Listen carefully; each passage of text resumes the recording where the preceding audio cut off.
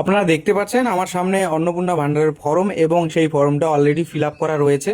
তো আমি আজকে বলতে চলেছি যে কিভাবে অন্নপূর্ণা ভান্ডারের ফর্মটা ফিল আপ করতে হয়।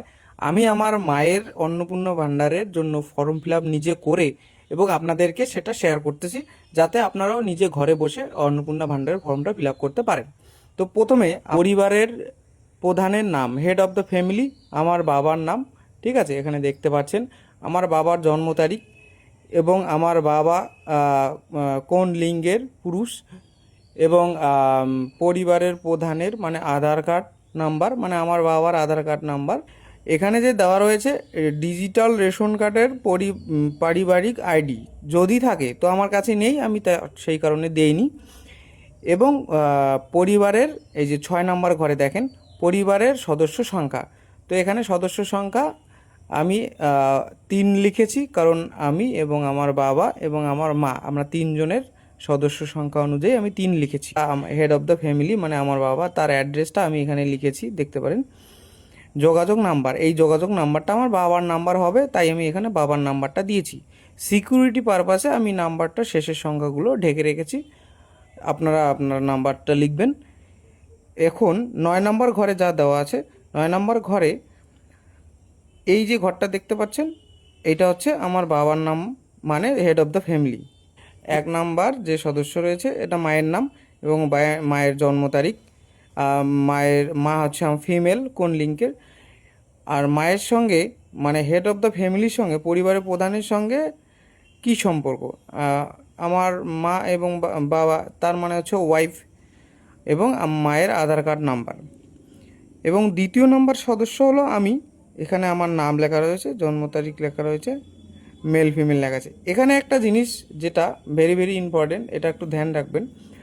অন্নপূর্ণা যোজনার জন্য আবেদন করা হচ্ছে, তাহলে এই যে দেখো হেড অফ দ্য ফ্যামিলির সাথে সোজা গিয়ে এখানে হ্যাঁ লেখানো আছে।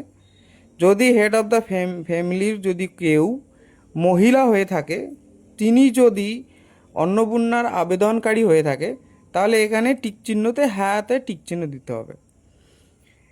এবং আমার মা যেহেতু এখানে অন্নপূর্ণা ভাণ্ডারে আবেদনকারী, সেই কারণবশত একদম সদস্য 1 মানে এখানে এখন আমি টিক চিহ্ন দিয়েছি, বাকি ঘরগুলো ফাঁকা রয়েছে, কারণ আমরা দুজনেই আবেদনকারী নই। এবং দ্বিতীয় পাতায় আমরা দেখব পরিবারের প্রধানের সঙ্গে সম্পর্ক। প্রধানের সঙ্গে সম্পর্ক আমার হচ্ছে সন, এবং আমার আধার কার্ড নাম্বার এখানে লেখানো রয়েছে। এবং 10 নম্বর ঘরে যা লেখানো হয়েছে, পরিবারের প্রধান এবং পরিবারের সকল প্রাপ্তবয়স্কের অ্যাকাউন্ট নাম্বার দিতে হবে। তো এখানে বাবার নাম্বার মানে হেড অফ দ্য ফ্যামিলির ইকো ব্যাংক এবং অ্যাকাউন্ট নাম্বার আইএফসি কোড।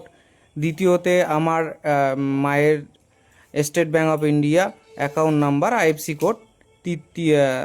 দ্বিতীয় নম্বর সদস্য union bank account number IFC code.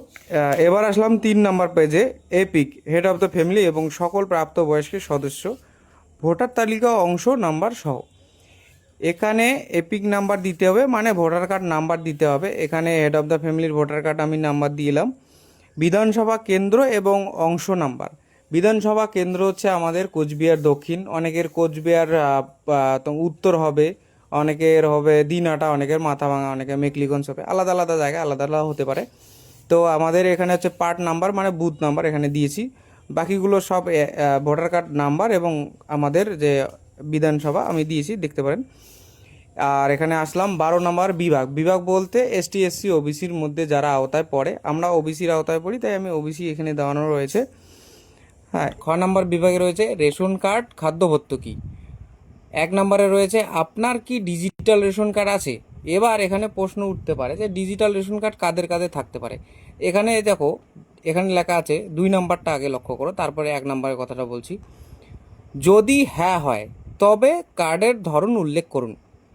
তার মানে হচ্ছে এখানে দেখো, যদি হ্যাঁ হয় তার মানে ডিজিটাল রেশন কার্ড হ্যাঁর মধ্যে কোন কোনগুলো পড়তেছে, এই মধ্যে যদি কারো যদি রেশন কার্ড পড়ে থাকে তাহলে এটা হ্যাঁ হবে, অবশ্যই হ্যাঁ হবে। আমি এই যে দেখছেন হ্যাঁ দিয়ে দিলাম, এটাতে ক্রস করে দিলাম, কারণ এটা আমাদের না হবে।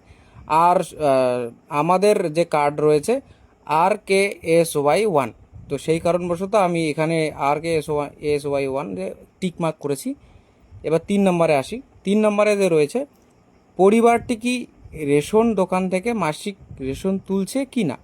অবশ্যই রেশন তুলছি আমরা, অবশ্যই, তাই জন্য হ্যাঁ লিখেছি এখানে বা টিক মার্ক করেছি। এবার সম্পদে আসি, গ নাম্বার বিভাগ। 1 নম্বরে আসে বাড়ির ধরন। আপনার বাড়ি কি 3 বা তার বেশি পাকা ঘর রয়েছে? যেহেতু আমাদের 3 বা 3টার বেশি পাকা ঘর নেই, সেই কারণবশত আমি না লিখেছি। এবার 2 নম্বরে আসি, পারিবারিক জমির মালিকানা। আমার অবশ্যই পারিবারিক জমির মালিকানা আমার রয়েছে, সেই কারণে আমি হ্যাঁ লিখেছি। ঠিক আছে, রয়েছে। এবং যদি কারো অসুবিধা থাকে তাহলে আমি ডকুমেন্টস কী কী লাগবে আমি সেটা কমেন্ট করবেন, আমি সেটা পাঠিয়ে দেবো। এবার 4 নম্বর পাতায় 3-এর যে অংশটা রয়েছে, পরিবারের সকল সদস্যের মোট জমির পরিমাণ শতকে লিখতে হবে। এখানে সংখ্যায় লিখবেন কত শতক, আপনাদের টোটাল ফ্যামিলি মিলে কতগুলো আপনাদের জমির পরিমাণ রয়েছে, কত শতক হতে পারে বা হয়, বা সেটা এখানে লিখতে হবে সংখ্যায়। এবং যানবাহন, আপনি আপনার পরিবারের কোনো সদস্য কি অবাণিজ্যিক মোটর চালিত 4 চাকার গাড়ি আছে?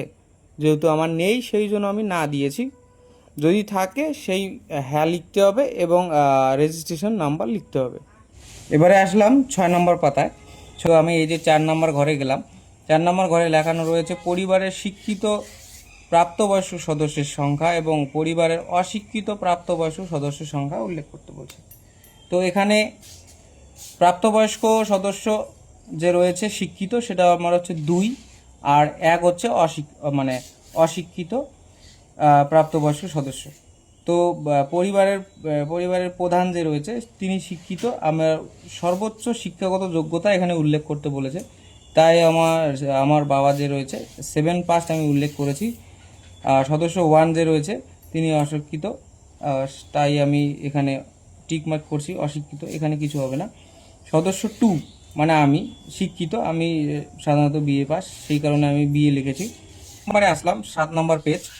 5 নম্বরে রয়েছে কোনো সদস্য কি কোনো সাংবিধানিক পদ, মন্ত্রী, সংসদ, বিধায়ক, পৌর স্থানীয় সংস্থা এবং পঞ্চায়েতের সংস্থার প্রাক্তন বর্তমান ধারক। মানে কোনো সদস্য কি মন্ত্রী, প্রধান, পঞ্চায়েত যদি থাকে বা হয়েছিল কোনোদিনও, তাহলে হ্যাঁ লিখতে হবে। মানে তোমার পরিবারে যদি 5টা মেম্বার হয়, কোন মেম্বারে কত নম্বরে হয় সেই নাম্বারটা এখানে লিখতে হবে। ঠিক আছে, এখানে 6 নম্বরে আছে কোনো সদস্য কি সরকারি পেনশনভোগী? যেহেতু আমার একজন আছে বাড়িতে, সেই কারণে আমি হ্যাঁ লিখেছি। আর যিনি সরকারি পেনশনভোগী তার সদস্য নাম্বার বলতে আমার হেড অফ দ্য ফ্যামিলি হবে, আমি সেখানে হেড অফ দ্য ফ্যামিলি লিখেছি। হ্যাঁ, 7 নম্বরে যেটা রয়েছে কোনো সদস্য কি জিএসটির অধীনে নিবদ্ধ রয়েছেন? যেহেতু আমার একটি জিএসটি রয়েছে, সেই কারণে হ্যাঁ লিখেছি এবং জিএসটি নাম্বারটা এখানে দেওয়ানো রয়েছে।